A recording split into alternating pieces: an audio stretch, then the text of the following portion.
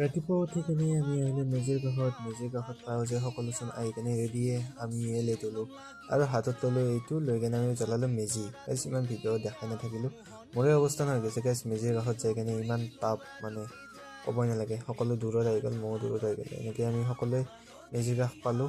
পাই কেনে এতিয়া আমাৰ প্লেন আহিল ক'ৰবাত ফুৰিবলৈ যাওঁ। ফুৰিবলৈ যাই কেনে ক'ত যাওঁ দেখাইছোঁ ক'লোঁ গাইছ আমি বঢ়িয়াকৈ আহি পেলাই দীপ্তেশ্বৰী দেৱালয়ত অলপ সময় থাকি কেনে আৰু এঠাইলৈ ফুৰিবলৈ যাইছোঁ। ক'ত যাইছোঁ কৈ আছোঁ ৰ'ব গাইছ, চাই থাককচোন ভিডিঅ'টো। আমি এতিয়া ধুনীয়াকৈ আহি গ'লোঁ আমাৰ গোপেশ্বৰী দেৱালয়। এইটো আমাৰ চাৰিআলি পাৰ হৈ কেনে পায়, তাতে পাই গ'লোঁ। পাই কেনে ইয়াতে অলপ সময় থাকিলোঁ। থাকি কেনে এই হ'ল আমাৰ ৰাজহাঁহেও ভাবিছে ইহঁতে আহিল খবৰ নিদিয়াকৈ, খাই হেনো গাজৰে খালোঁ। ফাল্টুমি কৰিছোঁ গাইছ। এনেই এবাৰ আহিলোঁ, দেখা দিলোঁ, ভাল লাগিল যাই কেনে। আৰু দাদাক দিলোঁ বাইকখন ওলাব, হেভি ড্ৰাইভাৰ, বঢ়িয়াকৈ তাক লৈ কেনে এতিয়া বঢ়িয়াকৈ আমি ঘৰলৈ যাম। আজিলৈ ভিডিঅ'টো ইমানখিনি আছিল গাইছ, লাইক কৰিব, বাই বাই।